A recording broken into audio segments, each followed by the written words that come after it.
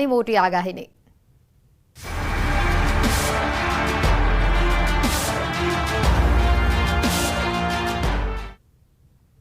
ગુજરાતમાંથી વરસાદ હજી ગયો નથી અને આ વાત કરી છે હવામાન નિષ્ણાંત અને આગાહીકાર અંબાલાલ પટેલે. અંબાલાલે વરસાદ અંગે મોટું અનુમાન લગાવ્યું છે.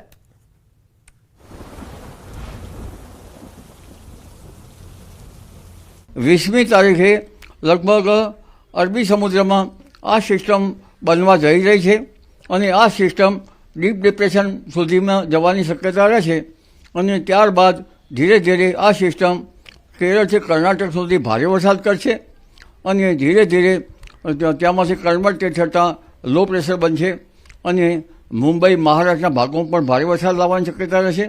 આગળ લો પ્રેશરની ગતિવિધિથી ગુજરાતના કેટલાક ભાગોમાં સાયક્લોનિક સર્ક્યુલેશન સર્જાવાની પણ શક્યતા રહે છે. અંબાલાલના મતે બે વરસાદી સિસ્ટમ 4 દિવસ બાદ 10 દિવસ સુધી ગુજરાતની ધરતીને તરસ છીપાવશે. 25મી તારીખની આસપાસ બંગાળ ઉપસાગરની એક સિસ્ટમ બનશે. ત્યાંની અસર પણ લગભગ ગુજરાત તરફ થશે.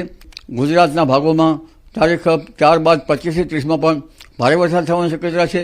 કેટલાક ભાગમાં ભારે વરસાદ થવાની શક્યતા છે. એટલે વરસાદ ગયો નથી.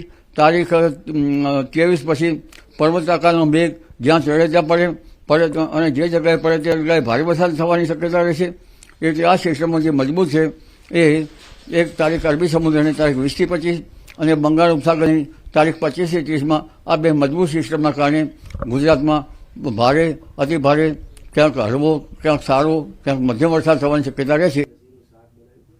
આ વરસાદ ક્યાં અને કેવો પડશે તેની આગાહી પણ અંબાલાલે કરી છે. ક્યાંક ભારે ક્યાંક હળવો ક્યાંક વધુ વરસાદ આવી શકે છે, પરંતુ દક્ષિણ ગુજરાતના ભાગોમાં ભારેથી અતિભારે વરસાદ થવાની શક્યતા અરબી સમુદ્રની શાખા અને બંગાળની ઉપસાગરમાં જે સિસ્ટમ બને છે તેના કારણે રહેવાની શક્યતા રહેશે. અંબાલાલે ઉત્તર ગુજરાત અને ખાસ કરીને અમદાવાદ માટે પણ મોટી આગાહી કરી દીધી છે. ઉત્તર ગુજરાતમાં તારીખ 20 થી 25માં ઘણા ભાગોમાં સારા વરસાદની શક્યતા રહેશે. અલબત્ત કોઈ ભાગમાં ભારે વરસાદી ઝાપટા પડી શકવાની શક્યતા રહેશે. અમદાવાદના ભાગોમાં વરસાદ લગભગ ડિસેમ્બરના અંત સુધીમાં લગભગ 25 ઇંચ જેવો વરસાદ થવાની શક્યતા રહેશે, કારણ કે સપ્ટેમ્બરની શરૂઆતમાં પણ વરસાદ થશે અને 24 સપ્ટેમ્બર પછી પણ ભારે વરસાદી ઝાપટા પડવાની શક્યતા રહેતા અમદાવાદમાં લગભગ 25 ઇંચ કે તેથી વધુ વરસાદ થઈ જવાની શક્યતા રહેશે. ગાંધીનગરમાં પણ વધુ વરસાદ થઈ જવાની શક્યતા રહેશે. એટલે 30મી સપ્ટેમ્બર સુધી ઉત્તર ગુજરાતના કેટલાક ભાગોમાં જ્યાં વરસાદ ઓછો છે ત્યાં વરસાદ વધી શકવાની શક્યતા રહેશે. ભરૂચથી વધુ સમાચાર. અંકલેશ્વરમાં કારના કાચ તોડી ચોરી કરવામાં આવી. બપોરના સમયે તસ્કરોએ કારને નિશાન બનાવી કારના કાચ તોડી રૂપિયા 1.5 લાખની ચોરી કરી. તસ્કરો સીસીટીવીમાં કેદ થયા છે. સીસીટીવીના આધારે પોલીસે સમગ્ર મામલે તપાસ શરૂ કરી છે. ભરૂચથી સમાચાર આવી રહ્યા છે. આ તસ્કરો ચોરી કરતા સીસીટીવીમાં કેદ થયા છે. ગાડીના કાચ તોડીને આ તસ્કરો દ્વારા ચોરીને અંજામ આપવામાં આવ્યો. 1.5 લાખની ચોરી કરી હોવાનું સામે આવ્યું છે. આ તસ્કરો સીસીટીવીમાં કેદ થયા છે. બાઇક ઉપર આ બે તસ્કરો આવી રહ્યા હતા અને જેઓએ ગાડીના કાચ તોડી ચોરીની ઘટનાને અંજામ આપ્યો છે. બપોરના સમયે તસ્કરોએ ચોરી કરી હતી. હાલ સીસીટીવી ફૂટેજના આધારે પોલીસે સમગ્ર મામલે તપાસ આરંભી છે. રાજકોટથી સમાચાર આવી રહ્યા છે. 7 જ સેકન્ડમાં 11 લાફા ઝીકી દીધા. છરીના 2 ઘા પણ માર્યા. પોલીસ પુત્ર પર છરીથી જીવલેણ હુમલો કરવામાં આવ્યો. ઉછીના રૂપિયા બાબતે બબાલ થઈ 3 શખ્સો હુમલો કરી ત્યાંથી ફરાર થયા. હુમલાની આખી ઘટના સીસીટીવીમાં કેદ થવા પામી છે. રાજકોટથી ઘટનાના દ્રશ્યો સામે આવ્યા છે. સામાજિક તત્વો ખુલ્લેઆમ લોહિયાળ ચેડા કરતા જોવા મળ્યા છે. જાહેરમાં છરીના ઘા મારવામાં આવ્યા. 7 જ સેકન્ડમાં 11 લાફા ઝીકી દીધા. ઘટનાના આ સીસીટીવી પણ સામે આવ્યા છે.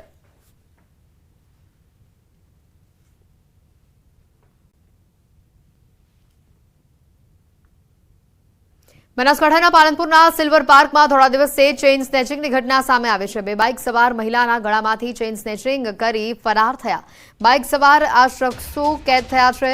ચેઇન સ્નેચિંગની ઘટનામાં બાઇક પર સવાર 2 શખ્સો સીસીટીવીમાં કેદ થયા. પાલનપુર પશ્ચિમ પોલીસે ચેઇન સ્નેચિંગની ઘટનામાં તપાસ હાથ ધરી છે.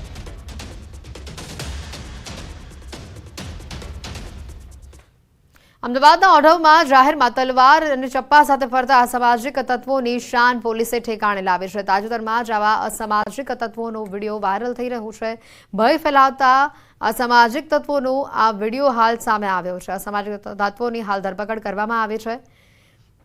બે હાથ જોડી તેઓની પાસે માફી પણ મંગાવવામાં આવી. ઓઢવ પોલીસે અસામાજિક તત્વોની ધરપકડ કરી છે.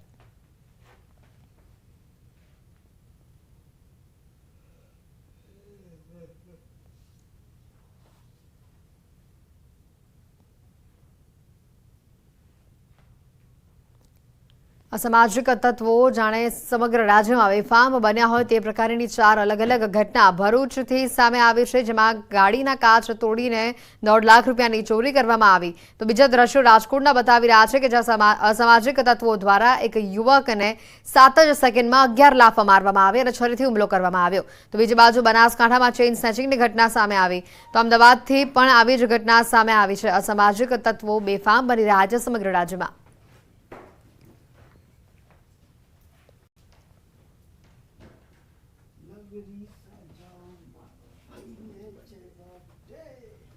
સત્તેરમાં રાષ્ટ્રીય ફિલ્મ પુરસ્કારની જાહેરાત થઈ છે. રાષ્ટ્રીય ફિલ્મ પુરસ્કારમાં ગુજરાતનો દબદબો જોવા મળ્યો. ગુજરાતી ફિલ્મ કચ્છ એક્સપ્રેસને નેશનલ એવોર્ડ મળ્યો છે. માનસી પારેખને શ્રેષ્ઠ અભિનેત્રીનો એવોર્ડ મળ્યો છે.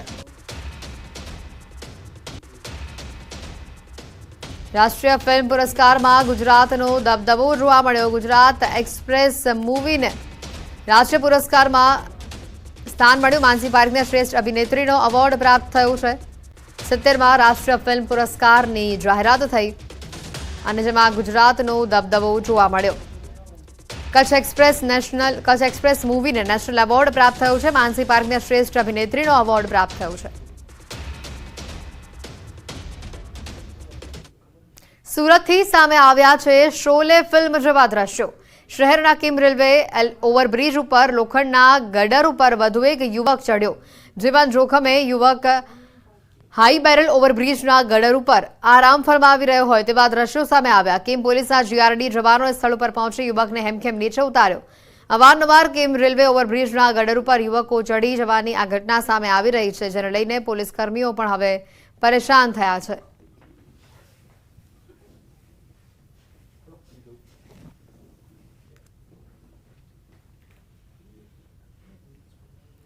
મોરબી જિલ્લા ભાજપના કાર્યાલય મંત્રી તેમજ પૂર્વ કાઉન્સિલર પર હુમલાની ઘટના સામે આવી છે. વર્ષો જૂના રસ્તાના વિવાદ મુદ્દે ચાલતી જૂની અદાવતમાં હુમલો કરવામાં આવ્યો. રોહિત ગંજારા નામના જિલ્લા ભાજપ કાર્યાલય મંત્રી ઉપર હુમલો કરાતા ચકચાર મચી છે. ભોગ બનનાર ભાજપના મંત્રીએ તંત્રના આદેશથી દબાણવાળો રસ્તો ખુલ્લો કરાવ્યો હતો, પરંતુ આ રસ્તા પર દબાણ કરનાર વ્યક્તિઓને આ બાબત ન ગમતા તેમણે ભાજપ મંત્રી પર જીવલેણ હુમલો કર્યો. ઘાયલને હોસ્પિટલમાં ખસેડાયો છે. પોલીસ 11 ઇસમ વિરુદ્ધ ગુનો નોંધી તપાસ હાથ ધરી છે. એ રસ્તાની 3.5 વર્ષથી આ મીટર ચાલતી હતી.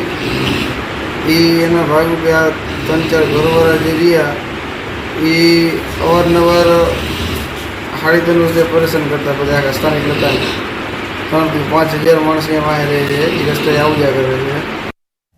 મહેસાણા જિલ્લાની કડી પોલીસ ઉપર થયેલા હુમલાના પ્રયાસના મામલામાં પોલીસે આરોપીને ઝડપી લીધો છે. હુમલાને લઈ કડી પોલીસ હરકતમાં આવી. પોલીસે આરોપીઓને ઝડપી જાહેરમાં માફી મંગાવી.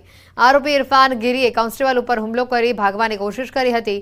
પીઆઈ પીએલ વાઘેલા સહિત કડી પોલીસનો કાફલો સ્થળ ઉપર પહોંચ્યો હતો અને તેને દબોચી લીધો. પોલીસે આરોપીઓને જાહેરમાં કાન પકડાવી માફી મંગાવી.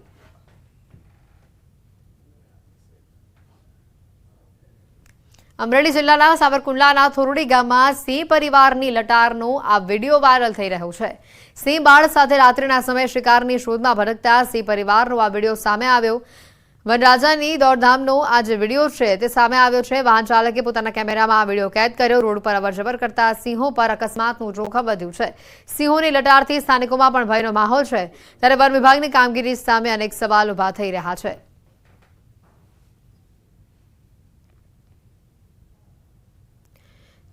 તો અંબાજીથી પણ કંઈક આવા દ્રશ્યો સામે આવ્યા છે। દીપડા અને સિંહ બાદ હવે રીંછ આ વિસ્તારમાં દેખાતા ફફડાટ ફેલાયો છે। બનાસકાંઠાના યાત્રાધામ અંબાજીના ગબ્બર પર્વત પાસે રીંછ જોવા મળ્યો। તળેટીમાં રીંછની લટાર કેમેરામાં કેદ થઈ। જો કે સ્થાનિકોમાં રીંછની લટારથી ફફડાટ ફેલાયો છે। રાત્રિ દરમિયાન ગબ્બર 51 શક્તિપીઠ મંદિર તરફ આ રીંછ જોવા મળ્યો।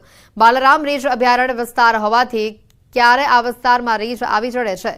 મંદિરના ચોકીદારે રીંછનો આ વિડીયો ઉતારી વાયરલ કર્યો હોવાની પણ ચર્ચા છે।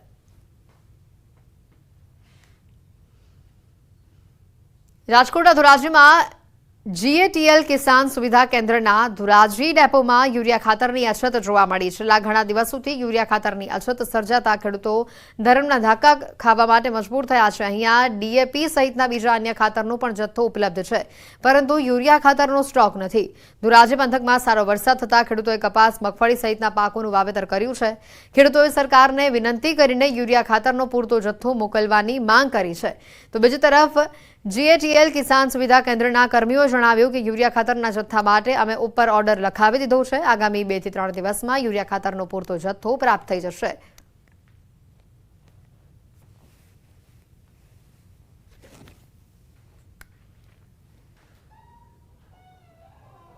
હું અત્યારે અહીં સરદાર ડેપોએ ઉરિયા માટે આવેલો હતો। અત્યારે હાજરમાં અહીંયા ઉરિયા છે નહીં, તો એના માટે ખેડૂતોને કોઈ મુશ્કેલી ન પડે એ માટે સરકાર અને સરદાર ડેપો વાળા ઉરિયાને સ્ટોક રાખે એવી અમારી વિનંતી છે। કપાસ, મગફળી, સોયાબીન અને તુવેર અને વાવેતર હોય એમાં યુરિયા નાઇટ્રોજનની જરૂર પડે મોલની અંદર વેચ કરવાની અંદર, તો જ ખેડૂતને ઉત્પાદન આવે। ઘણી તરફ સરદાર ડેપોમાં અથવા ઇફકોની અંદર કે ગમે ત્યાં પ્રાઇવેટની અંદર અત્યારે પ્રાઇવેટ સેક્ટરની અંદર પણ ખાતર મળે છે, તો યુરિયા ખાતરનું શોર્ટેજ થાય છે। ખાતરની અંદર DAP, APS, એમોનિયા, પોટાશ બધા ખાતર અવેલેબલ છે, પૂરતો સ્ટોક છે। પણ યુરિયાનો થોડોક સ્ટોક અત્યારે 1 ટન જેવો છે અને એનો ઓર્ડર ઓગસ્ટમાં લખાવેલો છે, જે આવકમાં